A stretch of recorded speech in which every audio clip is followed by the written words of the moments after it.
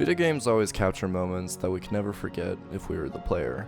If you watch a Let's Player and they play through God of War Ragnarok, you would encapsulate only a few memories of it, but if you were the player playing through Ragnarok, then the emotions would hit 10 times as harder since you're the reason this game is coming to a conclusion. Video games can capture the essence of an experience if it's done very well. The reason why video games from the Nintendo 64 are still brought up in today's age is because they're very important. Mario 64 and Ocarina of Time were the pioneers for the 3D video games we know and love today, capturing these endless treasures of memories of what's yet to come later on. And while I could ramble on and on more about this topic, you've read the title, you know this is not going to be that type of video. Horror is a very important genre in literature because it makes us feel what we never like to experience, and that is fear. Fear is the most overpowering emotion a human could ever go through, and it's actually so crazy to me what we try and do to conquer fear, whether it's bargaining or trying to escape. This is where video games and fear pass each other in traffic and say hi to one another and discuss the weather. This is where the idea of video games and horror merge into one another to create horror in video games. Hi, the name's Josh if you're wondering how to pronounce it,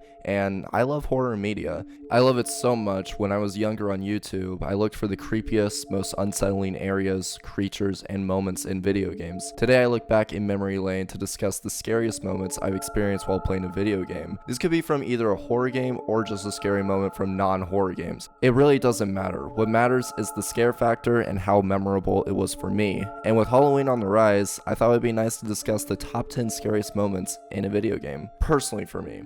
Starting with number 10. Starting off with the list is The Sorrow from Snake Eater. Metal Gear Solid 3 takes place in Soviet territory in the year 1964. We play as Naked Snake, one of the first snakes in the Metal Gear Solid timeline, who will be later known as Big Boss. Our James Bond-like mission is to save a scientist, destroy a super weapon that can nuke an entire country, and defeat Snake's mentor in combat, the Boss. The Boss has multiple allies, known as the Cobra Unit, who try to sabotage Snake's mission. The pain, the fear, the end, the fury, along with the sorrow. Playing through the game, you either have a choice to kill or to knock out your enemies. However many you decide to kill will reflect later on in this boss fight sequence. The enemies you have killed will try and grab you, and if they do successfully grab you, then a part of your health will be lost each time. The Sorrow also has the ability where he can charge a beam of light at you, and if you're caught by it, then you'll have a jump scare. All you do is walk in a river until you finally catch up to him. However, he cannot be killed, as he is already dead. All you can do in this fight is walk to the end of the river, finding his corpse. Touch his corpse and use your revival pill to move forward. The reason this is so low is because while it is very memorable and made me feel regret, it wasn't very scary, but more just an unsettling segment in the game. The jump scares were fucking terrifying the first 2 times, however. While the main premise isn't supposed to be scary, for people who are afraid of the ocean, this game is a nightmare. The game takes place after your ship Aurora crashes into an unknown planet, and you are out in a sea pod with everything burning around you. Once you save your pod, you can start exploring and find many creatures.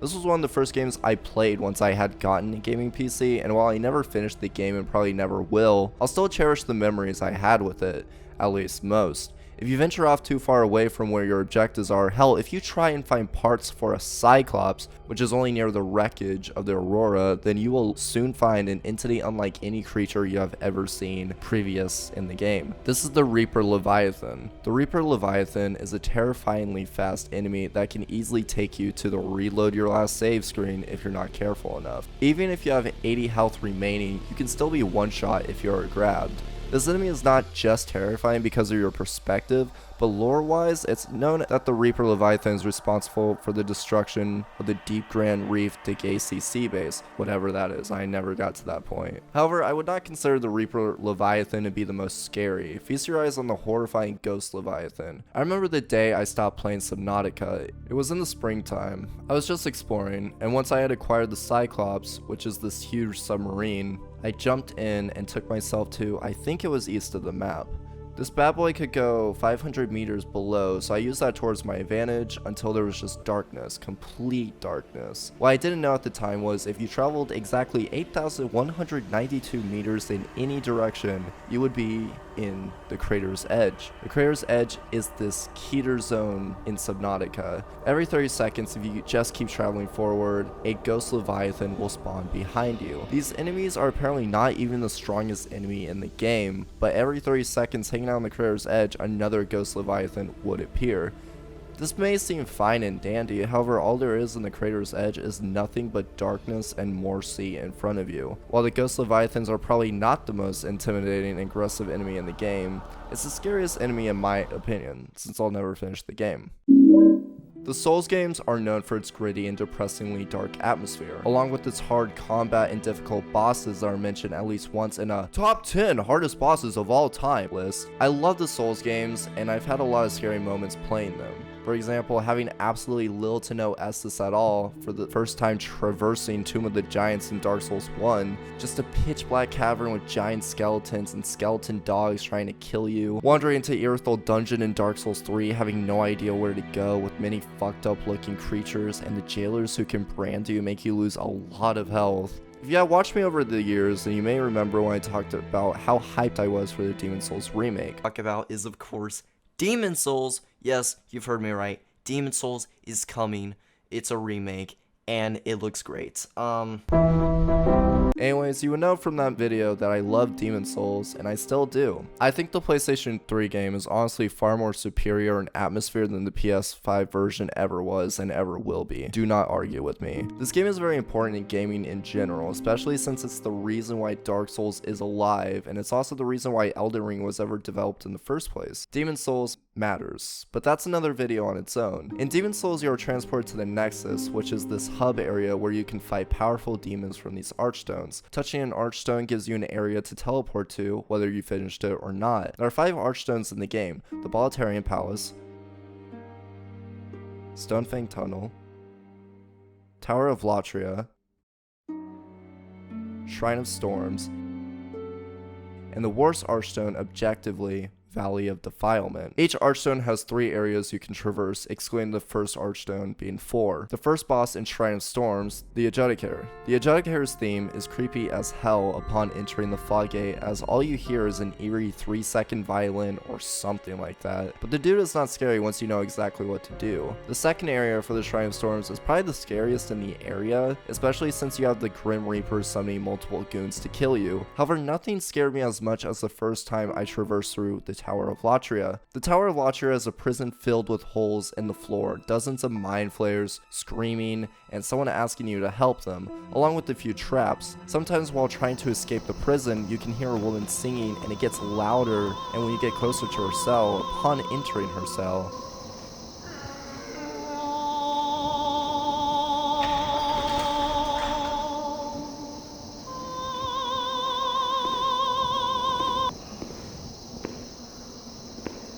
she just stops singing like you disturbed her. And after defeating the first area boss, the Fool's Idol, 2 gargoyles will fly from above and capture you, making you move up from the prison to the towers.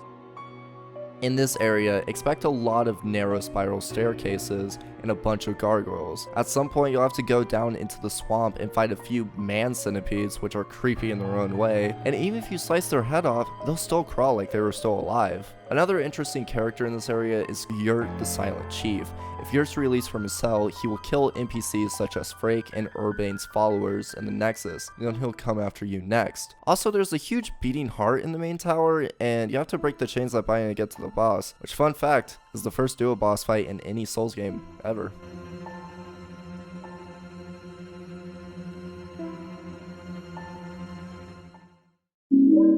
Sonic is one of the first gaming mascots I've ever discovered. Not knowing much besides he was a hedgehog, one of the first games I had ever gotten for my PlayStation 2 was Sonic Mega Collection Plus. And while I have so much nostalgia flowing through my veins just talking about this franchise, I'll only talk about one example. Chemical Plant Zone was one of the last areas I ever tried to beat when I was 7 years old. The game was very difficult for me, so I never got to finish the level and get to the next area. However, 2-2 always scared me because of the subtle "you cannot drown" message when you are in the purple water. That sound always terrifies me, and every time I hear it, it makes me want to just check out mentally. Unfortunately for you, that was not what I'm talking about today. After Sonic the Hedgehog was released, Sega wanted to port it on the Sega CD from the Genesis until later changed to a full-fledged game called Sonic CD. In Sonic CD, one cool thing you could do at the start of the menu was press down, down, down, left, right, A, while press start is flashing. After a second, you will be moved to the sound test options. If we change these numbers specifically, we can get cute artsy Sonic illustrations. If you put the first number to 12 and the second number to 11, you can get a tail screen with a green vehicle that says, "See you next game." If you do 421, you can see a sort of theatrical poster with Sonic looking like Batman with the ears in the front. If you type in 11.9, you'll get a cute illustration of Sonic just laying down with some adorable eyes. There's even a secret 3D level you can do with Tails if you input 7 and 7, with Robotnik staring in the background.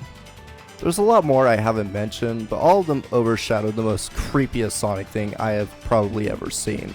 And I was a huge follower of the Sonic.exe creepypasta. If you put in 12 and 25, this shows up.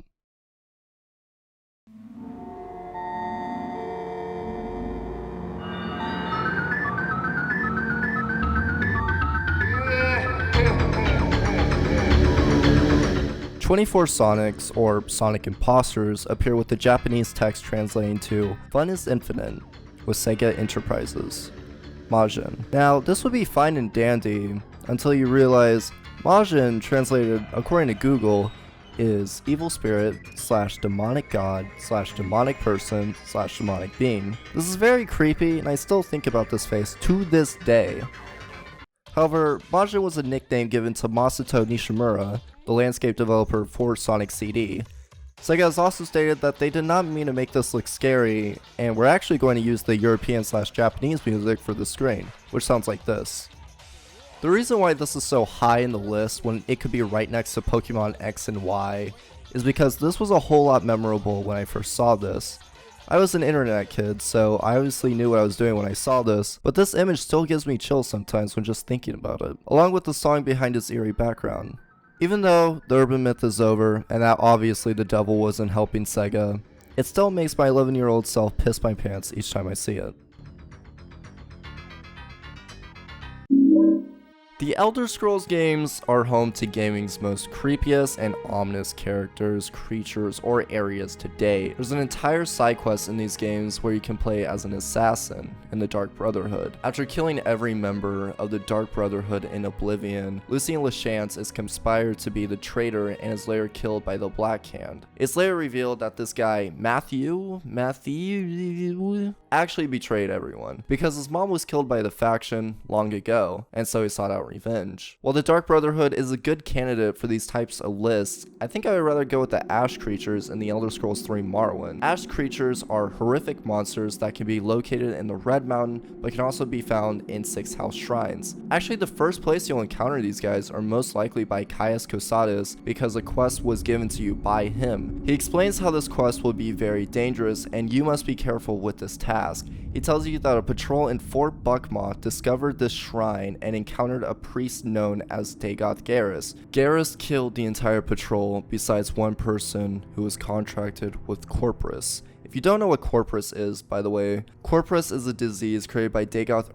that is considered to be the worst of all diseases. If you had this disease, you would stop being able to act as a human and act more as a monster. Your bones will become twisted, lose their shape, and your flesh will become swollen and covered in growths. Social life, obviously, will never be the same again. And if you do manage to survive Corpus, then you will become immortal. But what's the point of being immortal when you can't live physically and mentally as you have had before? There are several Ash creatures which is in this game.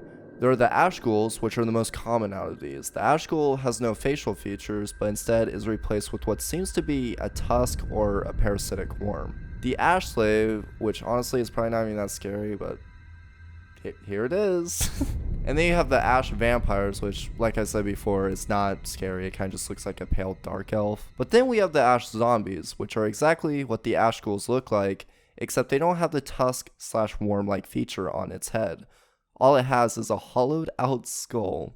We then have the Corpus Stalker, which honestly just looks like a pre-followed design for a ghoul. Then we have the lame Corpus, which honestly isn't even that lame. It's immortal. And last, but certainly not least, dang, okay, I guess if we have to, we will open this room.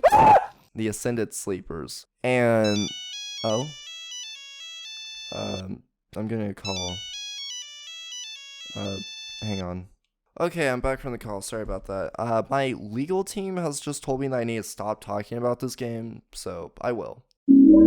Before Bungie ever made Destiny, they made Halo. And while the last few titles were not amazing compared to the trilogy, then Reach, it was still a great franchise. If your first Halo game was Reach, like me, then you may have thought that Halo would be an FPS where you only killed aliens. And while that is the main factor of the game, you would probably have never guessed you would fight aliens that could take over a human person. Body horror, aka one of the scariest genres in horror, makes you afraid of one thing, and that is the human anatomy. Imagine you are bit by a werewolf and you realize you're transforming into this hideous, grotesque monstrosity who must submit into killing a human being just to live. Or let's use another example. Imagine you're in a cold climate with some buddies of yours who discover a block of ice, to later discover that whatever was in this ice is camouflaging themselves as one of you. Maybe you're this thing, this terrible parasite. In the mission 643 Guilty Spark, you start out in a swampy area to only fight your way into a tower. In this tower, you must ascend an elevator. You fight the Covenant some more, but after a while, you may or not be suspicious on what is happening. There are a few Marines here and there on the ground, blood covering the floors in some areas, and also a Marine who is terrified of you when you enter. If you're like me, then you may have just killed him since he starts shooting at you. If you decide to keep him alive though, he will give you more context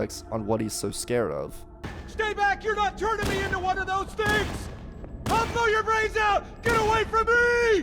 Ah! Ah! Don't touch me, you freaks! I won't be like you, I'll die first! Find your own hiding place, the monsters are everywhere! Play dead! That's what I did! Play dead! They took the live ones! Oh god, I can still hear them! Monsters! Ah! Ah! Ah! Just leave me alone! Sarge, Mendoza, Vicente. Oh God, the things took them away, away, away. They're gone! Get it? Gone! They won't get me! Oh God, I don't want to be like them, please. Please no, man, no. A few doors down, and you'll find a helmet which shows all of the events prior to what the Marine was talking about. The clip starts out with Sergeant Johnson and a few Marines who are presumably trying to destroy the base of operations for the Covenant in this area. Everything takes a turn once they discover an alien corpse with a hole in its stomach. Not really knowing what happened, they assume it was just friendly fire. Until... Listen! What is that? Where's that coming from, Everywhere. Mendoza? I don't... There! Mira!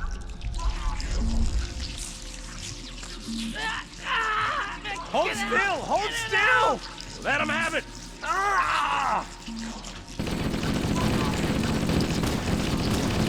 Sergeant, we're surrounded. God damn it, Jenkins! Fire your weapon! There are too many, Don't Sarge! even think about it, Marine. Oh, this is local! Back here, Marine. That's an order. Jenkins!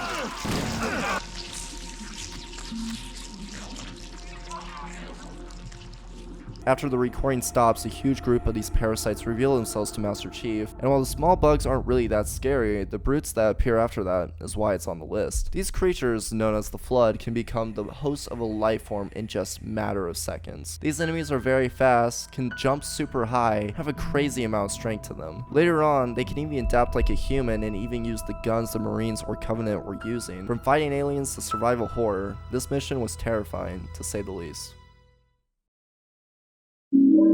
When you're talking about scariest moments and video games in the same breath, then you have to talk about the Resident Evil series.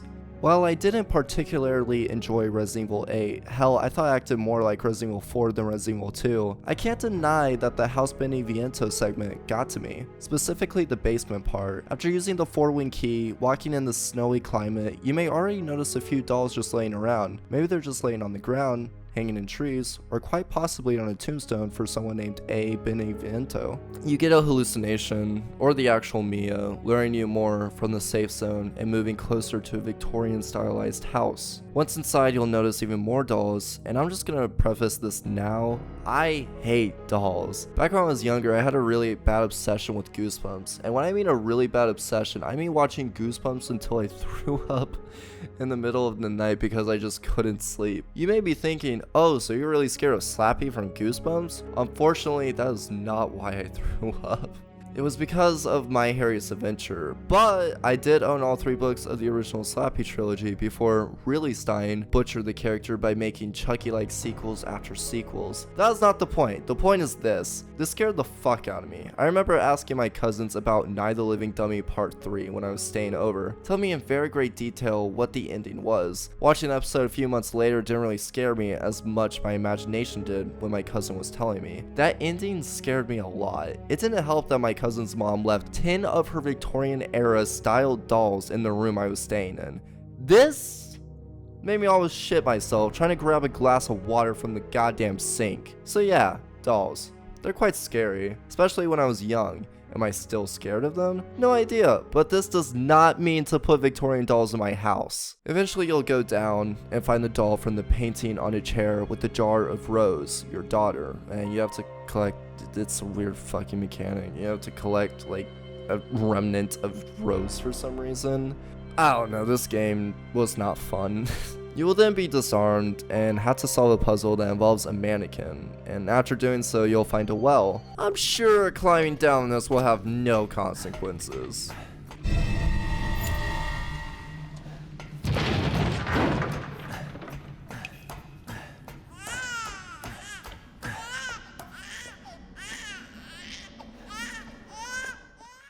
Grabbing a key will activate a baby screaming. With all the lights in the basement either off or the lights become red like you're in a dark room, no way out, besides the way you came in from.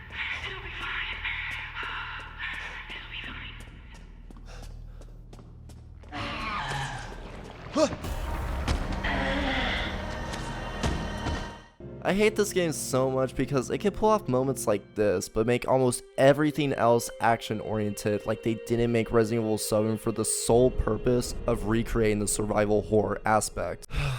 Before Resident Evil was overtaken by that action is way easier to make than horror, Capcom made a game called Resident Evil 4, and while it didn't have too many scary moments in it, it did have the Regenerators. The Regenerators are probably the scariest enemy besides the Chainsaw Man. The Regenerators are practically invincible unless you have the thermal scope equipped on your rifle. If you equip it, then you can see parasites just crawling on the creature, and then you can kill them off after the parasites have been shot. While this was scary, and there are obviously a lot more scares in the Resident Evil games, I think my number 3 placement for this list goes to Resident Evil 1, specifically the remake. Before I fought Mr. X, before I fought Nemesis on the remake titles of 2 and 3, one singular person scared me in the game, and it wasn't a boss or anything like that.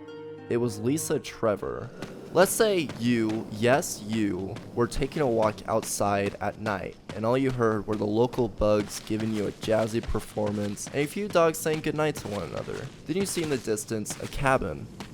Well, that mansion has some scary ass zombies and feral dogs, but now I can be at peace. There's no way someone lives in this shack.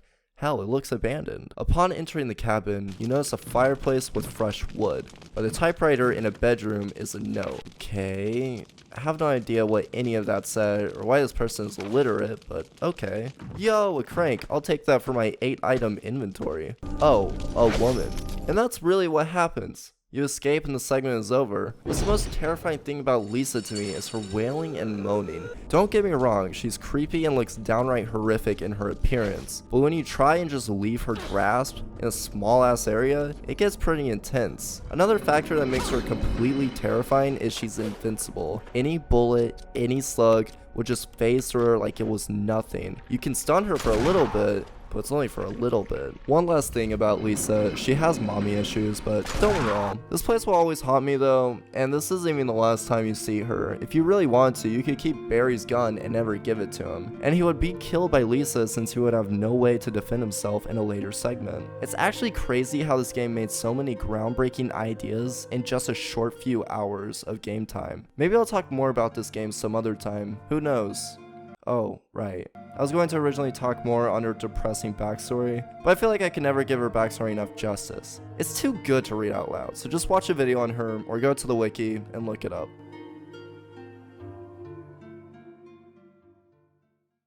There are some really great examples of how to make a Lovecraftian horror game, and Bloodborne is definitely one of them. I think this would be a no-brainer to anyone, especially since I mentioned a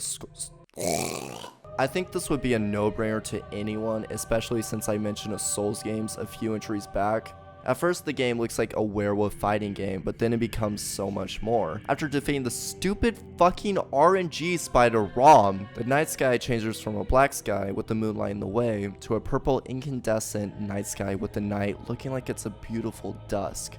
Besides the night sky changing, there are also major changes in these areas, and what I mean by that is there are eldritch beings, one with the cosmos, all around you.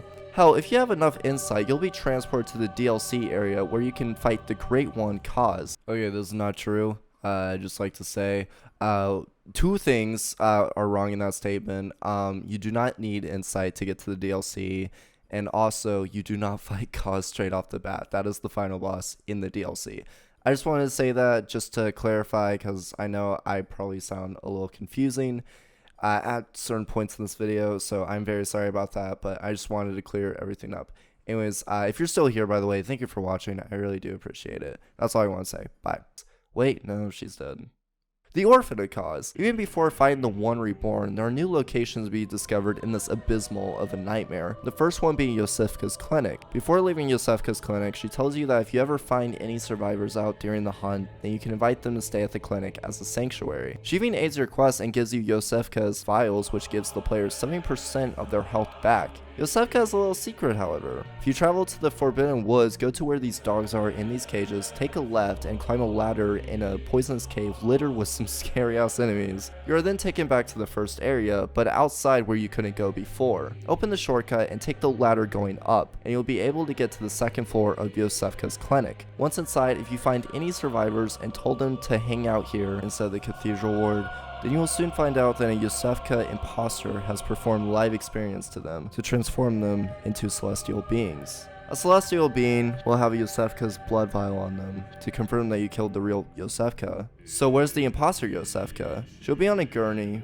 riddled with confusion. Unfortunately for her, her plan backfired and she had gone mad. Future Josh here, once again, I am so sorry about this. I forgot to mention that if you find Yosefka before you kill Rom, she will fight back and you can get a threaded cane. However, you will not get the umbilical cord that she drops once you kill the imposter Yosefka on the gurney. Anyways, that's all I want to say. Yeah, bye. If you didn't buy the Cathedral Ward key, then you'll probably know this character. His name's Alfred, and if you accept his cooperation, he will give you a few items. And that would be about it. You can exhaust his dialogue, but you won't catch on to what he wants from you. Later in the game, you can find an item known as Canehurst Summons, which is a cordial invite to Canehurst. Once you find the stagecoach that leads to the castle, there will be an area boss you must fight, which is no easy task. After the fight, you can go on ahead and find the Queen of Canehurst. Using the item Ligarius dropped, to the right of her is another Canehurst Summons. Find Alfred in his new location and give him the Canehurst Summons letter. Go back to Canehurst and he kills the Queen. Master, look! I've done it! I've done it! I smashed and pounded and grounded this rotten siren into fleshy pink pulp. There, you filthy monstrosity! What good's your immortality now? Try stirring up trouble in this sorry state. All mangled and twisted, with every inside on the outside for all the world to see. Not really scary, as more as disturbing. The first time visiting the Upper Cathedral Ward, you'll notice some creepy music.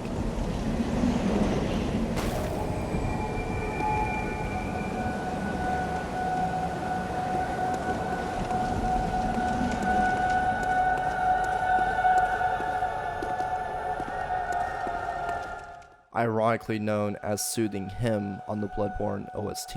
You'll be needing to explore this dark and creepy building with plenty of jump scares along the way.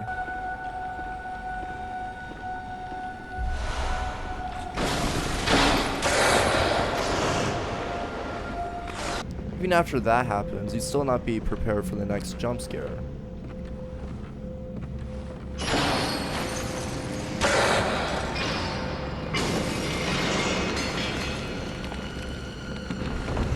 Hey, it's me again. I am so sorry about this, but another thing I also want to mention, because they also did scare me while replaying this game, and I forgot to mention them in the script for some reason, but the, sort of mind flayers in this game, the, tentacle ladies, they were actually also pretty scary, and I just want to give them a quick shout out. It was not just the werewolves that scared me in this. I have footage, a live reaction of me, because I just decided, you know what, it'll probably be good like side video, I guess, to make. So I did make that. If you want to watch it, it will be in the link description. Yeah. Then later on in the game, you'll be in the area known as Nightmare Immensis. It's technically the last area of the game before you fight the final boss, whichever you think is considered the final boss, which there are basically 3 final bosses in this game. It really just depends on what ending you get. You can encounter several what the fuck moments, from the enemies to the...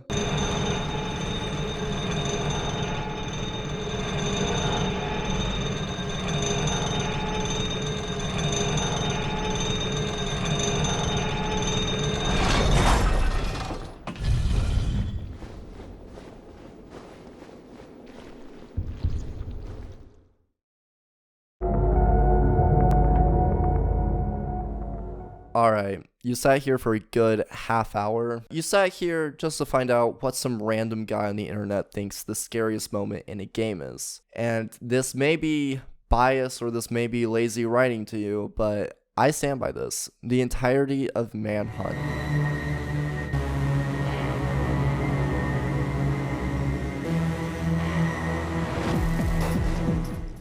I played this game a year back, trying to understand more of the Rockstar universe, and this did not disappoint. What the fuck is Manhunt? Manhunt is a stealth/action/psychological horror game, released in 2003, developed by Rockstar. Besides them creating some of the best-selling franchises of all time in the early 2000s, they were considered to be very controversial. GTA 3 was released post 9/11 and was defamed by several mainstream news outlets, talking about how accurate Rockstar depicted violence, carjacking, and prostitution. Before it was cut, there was supposed to be a mission giver named Darkel, which in the screenshots you can see online looks homeless and found to be in alleys. Darkel was supposed to be this really insane man who would make you do some crazy ass missions. If you had ever found him, he would give you a mission to kill a certain number of specific pedestrians, also known as kill frenzies. There were also rumors that he would give you a mission to blow up a bus full of children, but that's previously been debunked. Now, let's talk about Manhunt, considered to be one of the most controversial games of all time. You play as Cash, a serial killer who is on death row. A man named Starkweather pays off the cops and gives you a second chance of being a free man. The cost is expensive, however. You must kill people to get to the door that holds freedom in Carcer City. While you're hunting and killing people, they are also hunting you. There are a lot of gangs that hunt you in this game, starting from the Hoods, which are low-life thugs, to private army mercenaries. Starkweather is a snuff film director and watches your every move. He wants you to kill everyone for him in a gruesome way. There are 3 kills you can do with each weapon. White executions being the least gory, if any gore at all, but being relatively quick. The yellow gives you medium gore, but time of the kill varies, while the red executions give you the most gore and the most quote-unquote style points for the camera. The execution system, or just the overall violence in this game, is what made it so controversial. Well, there are other reasons as well. Hearing the sounds of your victims breathing, gurgling, screaming, it can be a lot to handle sometimes, especially when we hear the gushing sound of blood being released into the air. The sounds are pretty realistic for an old game released originally on the PS2. The game glorifies killing people and even has a fetish rating, which translates to how much gore did you make in the film. If you want to 3-star the fetish meter and also 5-star entire level, you have to be quick and also kill every single enemy the goriest way possible without being detected. The game is actually pretty damn hard before you get the hang of things, but it helps you stay motivated to beat the entire game. The best part about this game is probably the atmosphere. It makes you feel like you're in a late 70s to 80s slasher movie, but as Jason Voorhees himself. The gritty atmosphere with everything being very dark unless you're playing the PC version is oddly beautiful, and with the film grain, it looks like there's always a camera behind Cash, making it look like a homemade video. The soundtrack is another bonus for this freaktastic game. The eerie synths in each level will probably remind you of John Carpenter's style of music, specifically the first Halloween film. Think of it as when Jamie Lee Curtis is just by herself, not a lot going on, so the score is quiet. However, when Michael lurks in the shadows stalking her, the music ramps up, and once she is in actual danger, the score pierces your ears with heart-stopping synths. Same can apply to Manhunt, where the music is idle because no hunters notice you. When a hunter does notice you, the dynamicity of the music changes to a medium pace, and once the hunter knows your exact spot, the music becomes more intense. Another interesting factor in this game are the jump scares. You could be minding your own business and then someone jumps out from the shadows after hearing your footsteps. Or you could be in a surgery room in a prison and have this happen to you.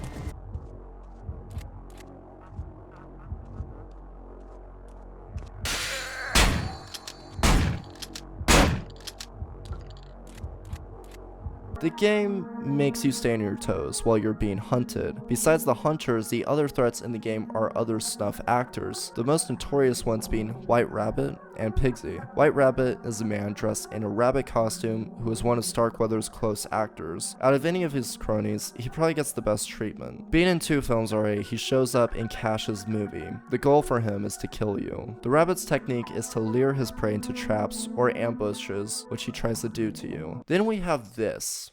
Up in the attic of Starkweather's home resides a pig, chained up. This is Pigsy, an obese male who wears a skinned pig head as a mask and nothing else. He wields a chainsaw, and out of anyone in the game is the most mentally deranged. And that's saying a lot since there are a lot of mentally insane enemies. For example, the Smileys. The Smileys, also known as the Lunatics, are these mostly yellowed masked men who may have been in a mental institute released by Starkweather himself. They are unhinged, have some interesting dialogue, and their sharpshooter skills are quite amazing to say the least. Back to this thing. Pigsy was one of Starkweather's most favorable actors until he got tired of him, most likely replacing him with White Rabbit. While White Rabbit can speak in coherent sentences, Pigsy cannot. Pigsy's mind is so deteriorated that he acts and speaks like a child, sometimes only speaking in grunts. It's also heavily implied that he's mentally challenged because of the way he speaks. Starkweather is also pretty wild. Excluding being a snuff film director, he also takes pleasure into his shots after you execute someone. Later on in the game, he'll even say stuff like this after you execute or just killed someone.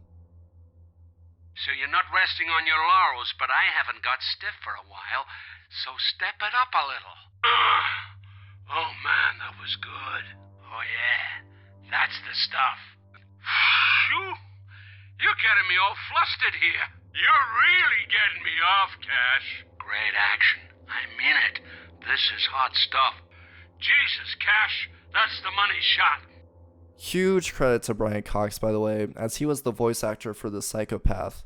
Fun fact, he also played Hannibal Lecter in the movie Manhunter, released in 1986. After finally finishing Manhunt, as of this month, I gotta say, I enjoyed my time a lot with this game. It was terrifying, don't get me wrong, and I feel so grimy after playing it, but this game was going to be on my list even if I didn't finish it. Having the strength to finally finish this was truly a journey, and hey, I won't have to worry about playing another Manhunt ever again. Maybe a second one. Hey everybody, the video is over now, and I hope you enjoyed it. If you did, consider leaving a like and maybe subscribing to the channel. Also, since you're here, follow my Twitch and stay up to date whenever I stream. I don't have a lot to say, but if I can say something, thank you. Thank you for staying here for as long as you have and believing in me.